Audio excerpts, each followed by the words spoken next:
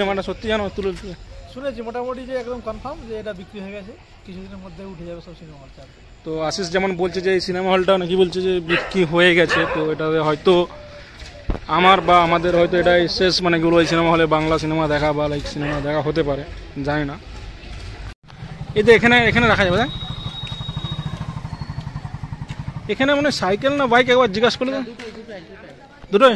হ্যাঁ, এক সাইডে রেখে দেয়। তো গাইস আমরা খাদান সিনেমা দেখতে চলে আসছি। শো রয়েছে 11টা আর 5টা এবং তার সাথে চলছে পুষ্পা। পুষ্পার টাইমিং রয়েছে 1:30টা এবং 3:30টা। তো বন্ধুরা আমরা কিন্তু খাদান সিনেমা দেখতে চলে আসছি আজকে 30 তারিখ, তো সোমবার। এটা যদি রবিবার হতো বা লাইক আমরা যদি গতকালও দেখতাম সিনেমাটা, তো প্রচুর দর্শক এক্সপেক্ট করা যায়, যেহেতু এটা একটা সোমবার ওয়ার্কিং ডে আর সিনেমাটা প্রায় মানে পুরো 10 দিন 11 দিন হয়ে গেছে। তো সে জায়গা থেকে এটা এক্সপেক্টেড যে দর্শকের পরিমাণ খুবই কম থাকবে। তো আমরা সেরকমটা এক্সপেকটেশনে আসছিলাম। তো আমরা 6 জন আসছি, 6 জন বন্ধু আছে। আমরা সিনেমাটা দেখবো এবং সিনেমাটা কেমন লাগলো সেটা আমাদেরকে জানাবো। তো এরপরে আমরা কেউ টিকিট কাটতে যাবো, আর কয়েকজন আসছে, আমরা 3 জন চলে আসছি। আমরা 3 জন বন্ধুর জন্য অপেক্ষা করছি। তো টিকিটটা আমরা কাটতে যাবো। বন্ধুরা আমরা হচ্ছে তোমাদেরকে টিকিটের কোথায় ব্যালকনি না রিয়ার প্রাইস মূল্যটা একবার দেখিয়ে দেবো। তো এখানে টিকিটের মূল্য পরিবর্তন হয়েছে। আমরা লাস্ট টাইম যে টিকিটটা মানে রিয়ার স্টলে দেখেছিলাম আমার মনে হয় তুলনামূলক কম ছিল। তো এখন ব্যালকনিতে টিকিটের মূল্য আছে 80 টাকা, রিয়ার স্টল আছে 60 টাকা এবং স্পেশাল রয়েছে 120 টাকা। তো টিকিটের মূল্য পরিবর্তন হয়েছে, যেহেতু সব জিনিসের দাম বাড়ছে সে জায়গাতে মেদিনীপুরে কিন্তু একটু দাম বেড়েছে, কিন্তু আমার তবুও মনে হয় যে এটা খুবই রিজনেবল প্রাইস। এটা যদি একটা মাল্টিপ্লেক্স হতো এই টাকাটা কিন্তু অনেক গুণ বেশি হতো। সেই জায়গার দিকে আমরা মেদিনীপুরবাসী এখনও যে এই মানে এই মূল্যে সিনেমা দেখতে পাচ্ছি, এটা কিন্তু এখনও আমাদের কাছে অনেকটা বড় প্রাপ্তি একদম। তো আমরা কিছু ডিলে করবো না, তেমন টিকিটটা কেটে নেবো। 6টা টিকিট কাটবো। এই রিয়ার স্টল কাটবি তো? রিয়ার স্টল ঠিক আছে, দাদা কেটে নেবো। কটা রিয়ার স্টল? 10 টাকা দিতে হবে।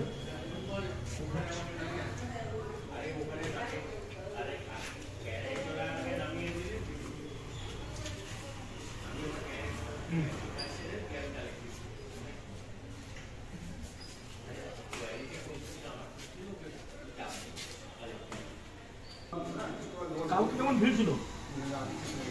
রবিবার বেশি একটু ভিড় ছিল। ফোন করছে, টিকিটটা একটু দেখাও। তো হ্যাঁ, তো টিকিট আমাদের কাটা হয়ে গেছে। আমরা 6টা টিকিট কেটে নিয়েছি। তো শো টাইম রয়েছে নুন, আর 9টা থেকে শুরু হবে। আমাদের আশিস ভালো আছো তো আশিস? আশিস সাথে অনেকদিন পরে দেখা হয়েছে। ফোন ভালো আছো? তোমার ফিল্ড ওয়ার্ক কেমন চলছে বলো সঞ্জয়? তো সঞ্জয় আমাদের সাথে সিনেমা দেখতে আসছে ফিল্ড ওয়ার্কের মাঝে। তো সঞ্জয়, হ্যাঁ টিকিট কাটা গেছে। সঞ্জয় অনেক মূল্যবান সময় দিয়েছে। সঞ্জয় তো মানে গুলো সেখানে ডন, এখন পন্ডিচেরির ডন হচ্ছে সঞ্জয় জানা। সঞ্জয় আমাকে সঞ্জয়কে আমার অনেক ধন্যবাদ দেওয়া উচিত, কারণ সঞ্জয় আমি যখন পন্ডিচেরি গেছি, হ্যাঁ দাও আরেকজন আসবে, মহাদেব আসবে। পুষ্পা 2 আসছিলে তুমি? হ্যাঁ মোহন বলছি পুষ্পা 2 যদি হয় যাবে, আসবে। তুমি কদিন পরে আসছো? কদিন পরে সিনেমা হলে আসছো? আমি প্রায় তো 5-6 বছর পর। 5-6 বছর? লাস্ট কি সিনেমা দেখেছো মনে পড়ছে না? মনে নেই। ফ্যান দেখলাম। কার? শাহরুখ খানের। আচ্ছা আচ্ছা, একদম। আমি লাস্ট দেখছিলাম চেঙ্গিস। সিনেমা এখানে আসা হয়নি, তো ডাকে আমরা এখানে সবাই হাজির হয়েছি আজকে। ধন্যবাদ ভাই, তুমি তোমার মূল্যবান সময় বার করে এখানে আসছো, তো আমি অনেক কৃতজ্ঞ। কিছু নেই, আমরা তো বেকার ছিলাম। সবাই বেকার, সবাই বেকার, তোমরা হচ্ছে তোমরা মূল্যবান। সবাই বেকার, সবাই বেকার। এই যে দেখো চিপস আর জলের বোতল স্পন্সর করছে সঞ্জয়।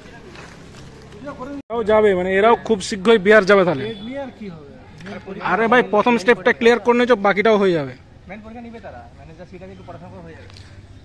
সেখানে তো দীপঙ্কর আমাদের রয়েছে। তো বন্ধুরা সবাই কিন্তু ঢুকে গেছে, আর 1-2 মিনিটের মধ্যে সিনেমা চালু হয়ে যাবে। তো আমরা কিন্তু সিনেমা হলে প্রবেশ করছি। চলো।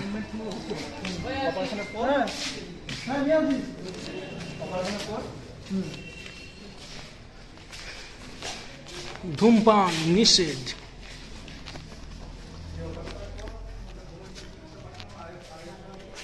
এই হলো খাদান সিনেমার আজকে সোমবার।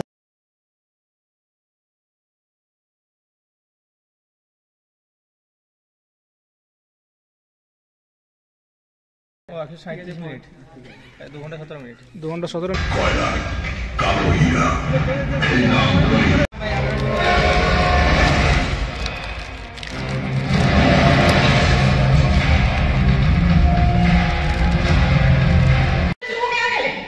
ওটা আমার হক কাটে কি আমার হক আছে তোকে ভালোবাসি।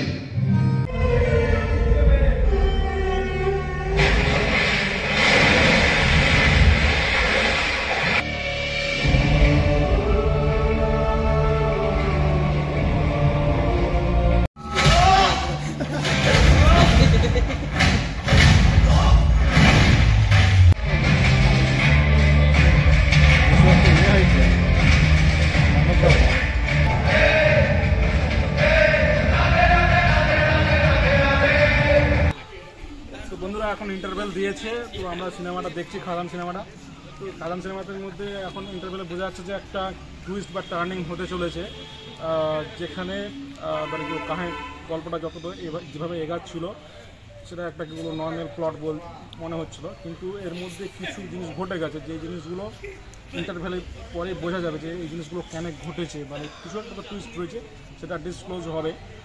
যেমন যিশুর ক্যারেক্টারটা অনেকক্ষণ অ্যাবসেন্ট ছিল স্যামের মৃত্যুর পর, মোহনের ক্যারেক্টারটা আবার ঘুরে আসছে, এবং সেই মুহূর্তে ইন্টারভেলের আগে কিন্তু দেবের যে বা শ্যাম মাহাতোর যে ছেলে মধু, তো তার কিন্তু একটা বলো সে একটা ম্যাচিউরড পার্সন হয়ে গেছে, এবং সে মানে কোনো কিছু একটা তার বাবার সম্বন্ধে একটা মিসআন্ডারস্ট্যান্ডিং রয়েছে। তো সে তার বাবা যে কাজটা করতো সেটা তার ভালো লাগে না, সে অন্য একটা ধরনের মানে লাইফ লিড করছে, যেমন যে ভালোবাসা এইসবের মধ্যে থাকছে, কিন্তু কিছু একটা ডিসক্লোজ হবে যেটা মানে তার ক্যারেক্টারকে আবার মানে বলবো যে একটা রিভেঞ্জ কাইন্ড অফ থিং হতে চলেছে, সেই দিকে সিনেমাটা এগাচ্ছে। সত্যি জানো তুমি যাচ্ছি সিনেমাটা, সত্যি জানো তুলে শুনেছি মোটামুটি যে একদম কনফার্ম যে এটা বিক্রি হয়ে গেছে, কিছুদিনের মধ্যে উঠে যাবে সব সিনেমা হল চার্টে। তো আশিস যেমন বলছে যে এই সিনেমা হলটা নাকি বলছে যে বিক্রি হয়ে গেছে, তো এটা হয়তো আমার বা আমাদের হয়তো এটাই শেষ মানে গুলো ওই সিনেমা হলে বাংলা সিনেমা দেখা বা লাইক সিনেমা দেখা হতে পারে, জানি না। ট্রেলার রিভিউটা দেখবো, আমি একে বলেছিলাম এই ভিলেন হতে পারে। সিনেমাটা কেমন লেগেছে একটু বলো। সিনেমাটা ততটা এক্সপেকটেশন অনুযায়ী হয়নি। আচ্ছা আর কিছু কিছু পাওয়া গেল না। একটা ছবি তুলবে না আশিস সবাই মিলে? একটা ছবি তুলে জাস্ট আমরা খাদানটা দেখলাম, খাদান সিনেমাটা দেখলাম। তো খাদান সিনেমাটা যদি পজিটিভ দিক যদি কিছু বলি, তো পজিটিভ দিক কিছু রয়েছে অবশ্যই। তো পজিটিভ দিকের মধ্যে রয়েছে যে দেবের একটা কামব্যাক, দেব মানে আবার মাস ফিল্মে ব্যাক করলো, তো এটা একটা বিরাট বড় মানে কামব্যাক আমার মনে হয়। তো আমরা এতদিন যে ধরনের বাংলা সিনেমা দেখছিলাম সেখানে কিন্তু আমার মনে হয়েছে যে নেগেটিভ ক্যারেক্টার কিন্তু অতটা স্ট্রং ছিল না, সেদিক থেকে কিন্তু যিশু সেনগুপ্তের যে ক্যারেক্টার রয়েছে মানে প্রচুর, মানে এরকম নয় যে শুধু হিরো মানে সব কিছু করছে এরকম নয়, মানে নেগেটিভ ক্যারেক্টারও কিন্তু সেরকমই স্ট্রং। আর সেই দিক থেকে কিন্তু যদি বলি মাস ডায়লগ, শুধু মানে যে হিরোইক ক্যারেক্টারগুলো রয়েছে তাদেরই যে মাস ডায়লগগুলো মানে বিরাটভাবে দেওয়া হয়েছে এরকম নয়, নেগেটিভ ক্যারেক্টারও কিন্তু সেই একই রকম মাস ডায়লগ রয়েছে, যেটা পাবলিক খুবই এনজয় করবে। তো হলের মধ্যে সেরকম রয়েছে আজকে তবু যদিও মানে এগুলো অডিয়েন্স বেশি ছিল না, কিন্তু রিয়াকশান কিন্তু ভালো ছিল, মানে সেরকম যারা এই ধরনের দেবের মাস ফিল্ম পছন্দ করে তো তারা কিন্তু প্রচুর পরিমাণে সিটি তালি এরকম চলছিল, তো সেটা একটা পজিটিভ দিক। আর আরেকটা জিনিস এই সিনেমাটার ব্যাপারে যেটা হচ্ছে মানে এখানে কিন্তু বিরাট একটা কি বলবো যে এফোর্টস দিতে হবে না সিনেমাটা বোঝার জন্য, স্টোরি লাইন কিন্তু খুবই সিম্পল এবং মানে অনেকটা প্রেডিক্টেবল, তো মানে অডিয়েন্স বুঝতে পারবে যে স্টোরিতে কী হচ্ছে না হচ্ছে, এরকম নয় যে মানে খ্রিস্টোফার নোলানের কোনো মানে কী বলবো প্লট এদিক ওদিক বা স্টোরি লাইন এরকম কিছু নয়। সিনেমাটা খুবই মানে গুলো যে মাস অডিয়েন্সের জন্য একটা বিরাট ভালো জিনিস। আর এই সিনেমাটা মানে অনেকে বলছিল যে আমি দেখেছি ক্যারেক্টার ডেভেলপমেন্ট হচ্ছে না বা লাইক মানে আরও সময় দেওয়া যেত, আমার মনে হচ্ছে যে সিনেমাটা আরও হয়তো কম করা যেত, কারণ ইন্টারভেলের পরে কি হয়েছে যে মানে ইন্টারভেলের পরে কিছু মানে সময় রয়েছে যেখানে সিনেমার মানে টাইমিংটাকে বাড়ানোর জন্য কিছু মানে আননেসেসারি আমার মনে হচ্ছে যে প্লটকে মানে কিছু অ্যাকশন আনা হয়েছে বা সিন আনা হয়েছে, সেটা না থাকলেও হতো। আরেকটা আমার মনে হয়েছে যে এখানে ক্যারেক্টার ডেভেলপমেন্ট কেন দরকার নেই, কারণ আমার মনে হয় যে এরকম ধরনের সিনেমা কিন্তু অনেক হয়েছে আগে, যে এরকম নয় যে অডিয়েন্স মানে এরকম ধরনের প্রথম দেখছে সিনেমা। আমি যদি কেজিএফের কথা বলি, তো মাস অডিয়েন্সের কিন্তু একটা আন্ডারস্ট্যান্ডিং রয়েছে যে একটা সিনেমা যখন মানে কয়লা খনি বা আদানের মতো এরিয়া জুড়ে হচ্ছে, তো সেরকম ধরনের কীরকম ধরনের একটা স্টোরি থাকতে পারে বা ক্যারেক্টার থাকতে পারে, তো সেটা কিন্তু যে ডিরেক্টর রয়েছেন আমার মনে হয় যে মানে সে খুব ভালোভাবে বুঝেছে যে এর জন্য কিন্তু বেশি একটা সময় নষ্ট বা দেওয়ার দরকার নেই, যেটা অডিয়েন্স ইজিলি কানেক্ট করতে পারবে, সেটা একটা মানে দিক আমার মনে হয়। তো এটা কোনো নেগেটিভ দিক নয় বা পজিটিভ দিক নয়, বাট এটা একটা জেনারেল আন্ডারস্ট্যান্ডিংয়ের জন্য এটা। আর দ্বিতীয়ত যদি কিছু নেগেটিভ পয়েন্ট বলি তো সেটা হবে আমার মনে হয় যে এখানে মানে যে হিরো দেব বা লাইক শ্যাম মাহাতো বা তার ছেলে এবং যে নেগেটিভ ক্যারেক্টার রয়েছে, প্রথমে ফ্রেন্ডশিপটা তাদের কীভাবে মানে সেটা বন্ধুত্ব থেকে কীভাবে মানে শত্রুতা বা একটা রিভেঞ্জ কাইন্ড অফ থিঙ্গে আসে, ওটা তো রয়েছে।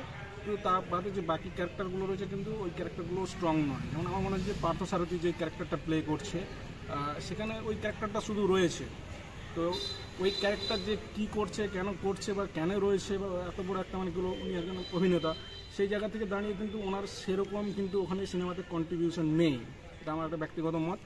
আর একটা জিনিস এখানে যদি বলা হয় যে মানে নেগেটিভ দিকে রয়েছে যে মানে যারা ফিমেল ক্যারেক্টারগুলো রয়েছে বা অ্যাক্টর রয়েছেন ওনাদের কিন্তু সেরকমভাবে স্পেস সিনেমাতে নেই, এটা একটা দিক।